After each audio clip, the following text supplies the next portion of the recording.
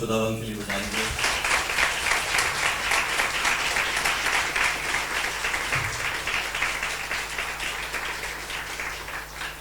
अभी जो शोफार बजाया हमारे भाई और बहन ने, आप इसका मतलब जानते हैं, है ना? जानते हैं ना क्या मतलब है इसका? कि एक दिन यीशु मसीह तुरही की आवाज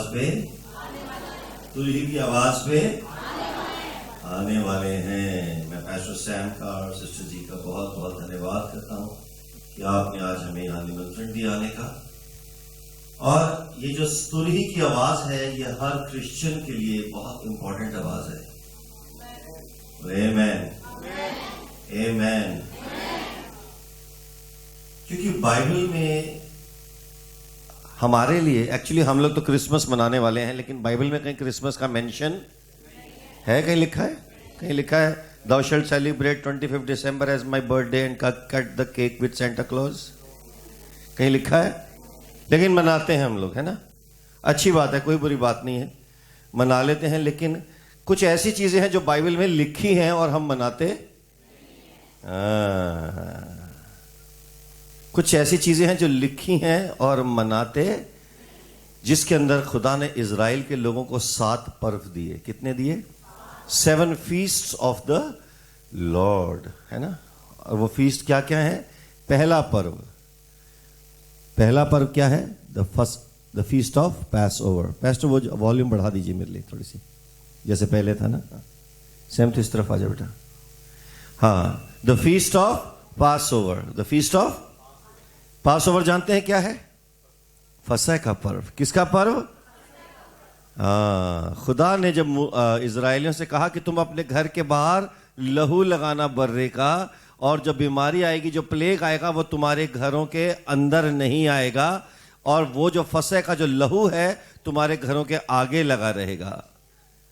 और उसके करीब 1500 साल के बाद हम देखते हैं कि फसह के दिन यीशु मसीह क्रूस पे चढ़ाया गया। वो कौन सा दिन था? फसह का ही दिन था, पास ओवर का दिन था, और पास ओवर के दिन ही यीशु मसीह क्रूस पे चढ़ाया गया। यानी पास ओवर का जो फीस्ट है वो यीशु मसीह ने पूरा कर दिया। क्या कर दिया? अपने पड़ोसी को बोलो, यीशु मसीह मेरे लिए फसह का बर्रा बन के आया। क्या बन के आया? फसह का बर्रा बन के आया, और उसने पास ओवर की फीस्ट को कंप्लीट कर दिया। क्या कर दिया? क्या कर दिया? तो तालीम देंगे हम प्रभु के लिए। उसने हमारे लिए काम किया है कुछ। आमेन, हालेलुया। उसने हमारे लिए कुछ काम किया है। बोलो आमेन।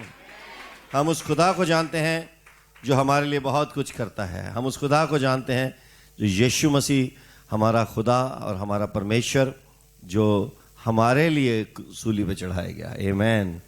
दूसरा पर्व था अखमीरी रोटी का पर्व। कौन सा? अखमीरी रोटी का पर्व किस दिन पूरा हुआ? वो भी उसी दिन पूरा हुआ जिस दिन यीशु मसीह कब्र के अंदर निष्पाप। खमीर का मतलब क्या होता है? लीवन। क्या मतलब है?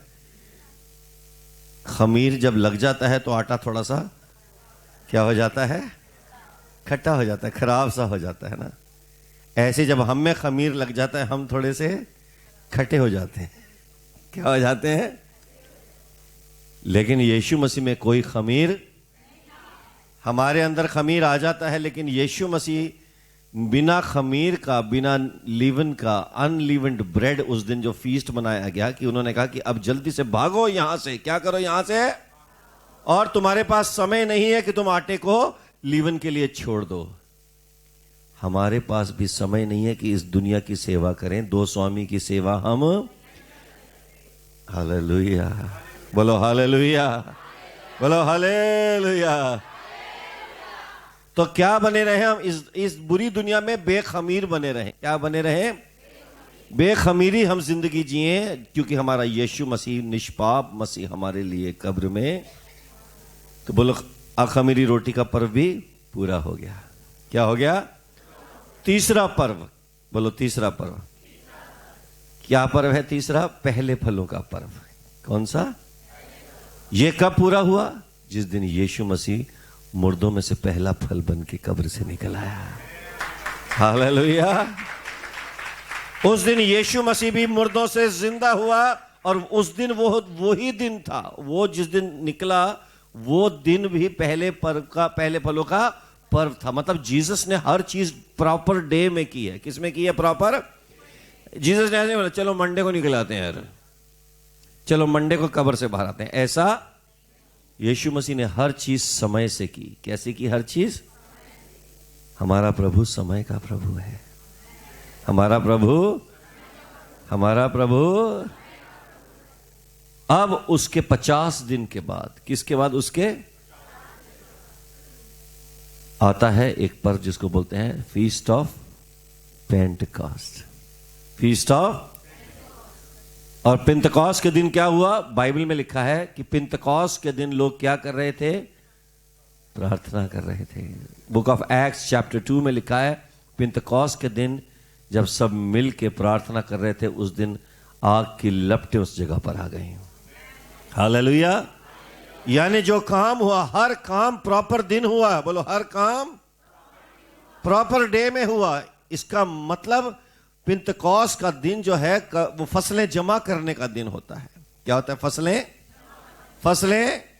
और उस दिन सारी फसलें जमा हो गई और पेंटेकॉस्ट के दिन चर्च बॉर्न हुआ। आज हम बैठे हुए हैं, हम बोलते हैं हम पेंटेकॉस्टल हैं या हम पेंटेकॉस्ट को मानने वाले लोग हैं, तो उस दिन चर्च शुरू हुआ। That was the first day of the church in the book of acts chapter 2। अब बोलो 4 पूरे हो गए। कितने पूरे हो गए? पहला फसह का पर्व, अख़मीरी रोटी का पर्व, पहले फलों का पर्व और पेंटेकॉस्ट का पर्व। अब बचे हैं 3। कितने बचे हैं? 3 बचे हैं। अब जो तीसरा पर्व है, जो 5वां पर्व है, 5, 6 और 7 बचे हैं। ये जो 5, 6, 7 हैं बहुत इंपॉर्टेंट हैं। अब हम किसकी तैयारी कर रहे हैं? 5वें की। किसकी तैयारी कर रहे हैं? 5वें की। अब तैयारी का टाइम है। देखिए बाइबल में लिखा है कि मैं एक चोर की तरह आऊंगा। किसकी तरह आऊंगा? और I will come as a thief in the night. लेकिन उनके लिए जो मेरी खुशखबरी को नहीं जानते हैं। कई बार हम समझते हैं हम क्रिश्चियंस के लिए भी प्रभु चोर की तरह आएगा।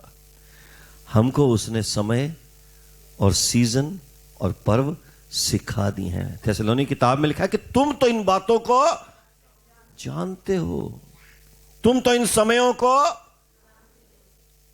लेकिन क्या हो गया है कि बहुत सारे लोग उन समयों को जान के भी उनसे अनजान बैठे हैं।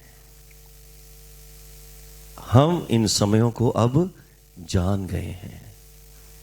अब 5वां आएगा। कौन सा पर्व? तुरही का पर्व। किसका पर्व? किसका पर्व? तो तुरही के दिन पर्व में क्या होगा? जितने विश्वासी हैं, सारी दुनिया के जो विश्वासी हैं, वो क्या कर लिए जाएंगे? क्या कर लिए जाएंगे? किसकी आवाज पे? आपको मालूम है परमेश्वर ने तुरही क्यों चुना? तुरही जो थी, जिसको शोफार बोलते हैं, इसको चरवाहे इस्तेमाल करते हैं। कौन इस्तेमाल करते हैं? किस लिए इस्तेमाल करते हैं? अपनी भेड़ों को आ जाओ। और उनकी हर एक की तुरही की अपनी एक यूनिक आवाज होती है। एक तुरही की आवाज दूसरे शोफार से नहीं मिलती। तो जब वो सुनते हैं, यीशु मसीह ने कहा कि मेरी भेड़ें मेरी भेड़ें मेरी आवाज। दुनिया में और बहुत सारी तुरहियां बज रही हैं। नबूकदनेस्सर ने कहा कि जब तुरही और ये ट्रम्पेट वगैरह सुनो तो मेरे सामने सिर झुकाओ। मतलब एक तुरही उसकी भी बज रही है। लेकिन जो खुदा के लोग हैं वो अपनी तुरही की आवाज को पहचानते हैं। उनको मालूम है हमारे खुदा की आवाज कैसी है। बोलो यीशु मसीह की जोरदार ताली खुदावंद के लिए बजाएंगे। आमीन। बोलो 5वां बाकी है और हमें मालूम है कि वो होने वाला है। आमीन। और शोफार क्यों यूज किया जाता है? ये जो शोफार है ये रैम हॉर्न होता है। क्या होता है? रैम का सींग होता है। और जब ये सींग निकलता है वहां से, इसके अंदर बहुत सारा मीट होता है। क्या होता है? लेकिन मीट जो है उसको खुरच के निकाला जाता है। और जब हॉर्न खाली हो जाता है तो उसमें से आवाज आती है। ये बंद कर दें, चलेगा इसको? ठंड तो नहीं लग रही ना? हाँ ठीक है। नहीं, अच्छा है, वो फिर आवाज उसकी आती है, हमें तुरही की आवाज सुननी है। तो ये जो हम भी, बोलो हम भी एक तुरही हैं। यशायाह की किताब में लिखा है, कुछ ना रख छोड़, एक तुरही की आवाज की तरह यीशु की जय जयकार कर। Hallelujah, hallelujah. तुरही से आवाज क्यों निकलती है? क्योंकि तुरही खाली हो गई है। क्या हो गई है? अगर हमारे अंदर दुनिया भरी होगी, अगर हमारे अंदर जमाने की बातें भरी होंगी, अगर हमारे अंदर वर्ल्डलीनेस भरी होगी, तो हमारी हालेलुया फंस फंस के निकलेगी।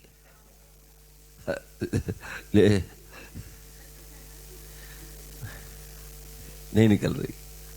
या हम जबान से बोल दें कि दिल से हालेलुया। कई बार जबान से बोलना बहुत आसान होता है, जोर से। कई बार कई लोग ऐसा हाथ उठाते हैं, ऐसे लगता है यही स्वर्ग जाएगा, इसका पक्का है, लेकिन उसी का पक्का हालेलुया मुंह से नहीं, हालेलुया कहां से होने वाली है? तो एक बार ऐसी हालेलुया वाली ताली बजाएंगे, जोरदार तालियां बजाएंगे खुदावंद के लिए। आमीन। और जोरदार तालियां, कमान। खड़े हो जाए अपने पैरों पे, कमान, अपने पैरों पे खड़े हो जाए। हाँ। यीशु